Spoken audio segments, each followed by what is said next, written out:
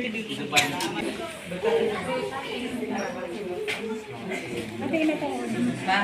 dulu, menanda mau bangun.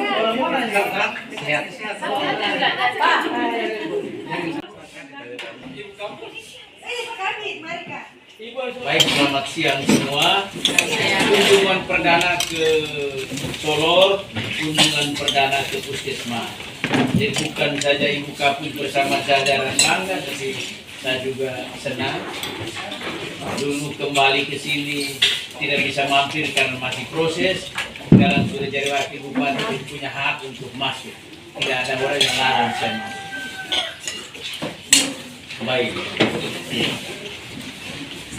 Saya langsung dari terakhir, memang kondisi terkait Puskesmas Kalike itu persoalan dalam penyelenggaraan pemerintahan pelayanan dan selalu saja ada.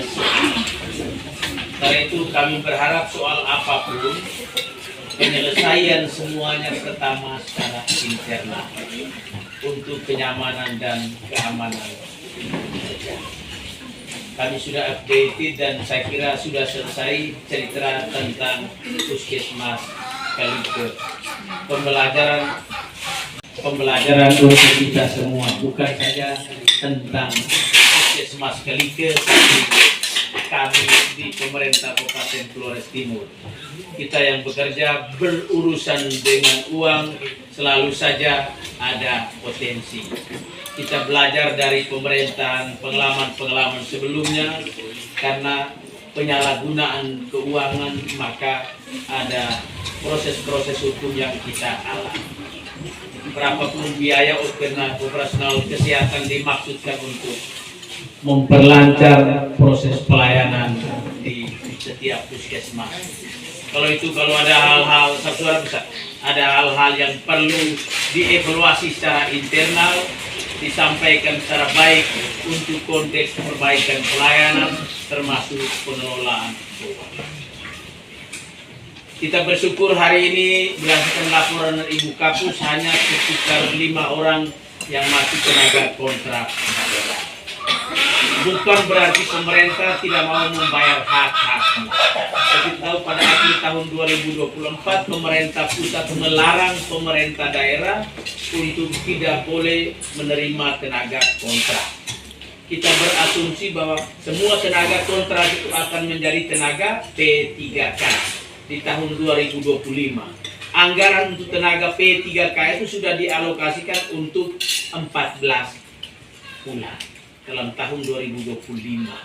Dalam perjalanan ternyata tidak semua tenaga kontrak itu lulus P3K. Sementara anggarannya tidak ada. Bapak Ibu bidan perawat tenaga medis kerja, tapi ini soal kebijakan pengelolaan keuangan di daerah. Jadi baik kita paham. Karena pemerintah pusat sudah larang, maka pada pembahasan APBD 2025 tidak ada uang untuk bayar tenaga kontrak. Itu yang mengakibatkan sampai dengan saat ini saudara-saudariku yang tenaga kontrak, baik yang lulus P3K maupun tidak lulus tapi masih aktif bekerja, tidak saja di puskesmas tapi di kantor-kantor, belum terima gaji. Di dinas kesehatan itu Pak Kabit itu sudah ada anggarannya. Ya, kita berharap secepatnya itu. Rumah sakit saya sudah panggil itu, kadang-kadang birokrasi di pemerintah itu lama. Birokrasi yang melayani ini masih sulit. Padahal doinya sudah ada, tinggal atur administrasi pate. Karena miokrian tanpa gaji. Saya berharap dengan pertemuan hari ini Pak Kabit sampaikan ke Pak Kadis, saya sudah sampaikan juga secepatnya proses. Kita pejabat yang tidak ada uang tapi bisa jalan. Mereka pegawai kecil tidak ada uang tapi dipaksa untuk terus kerja. Jadi mari kita evaluasi. Pemerintahan yang melayani kita jangan mempersulit apalagi terkait hak orang. Jadi jangan berhenti bekerja rugi. Nah, cari kerja lagi sulit. Anggaran sudah ada, tinggal ada prosesnya. Jadi kita sebagai korban tapi terus bersabar.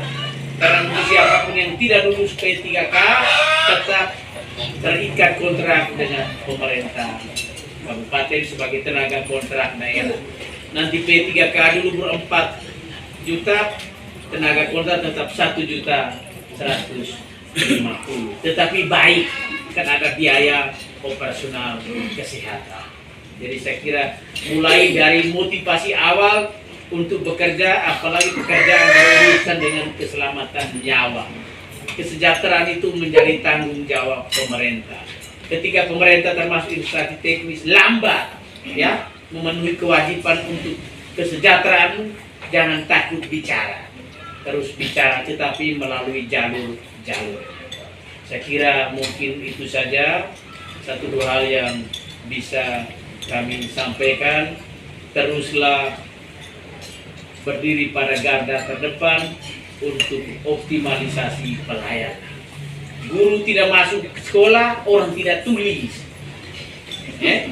Tapi kalau dokter Lia tidak masuk, pasien ditelantarkan, umumkan di seluruh Flores Timur.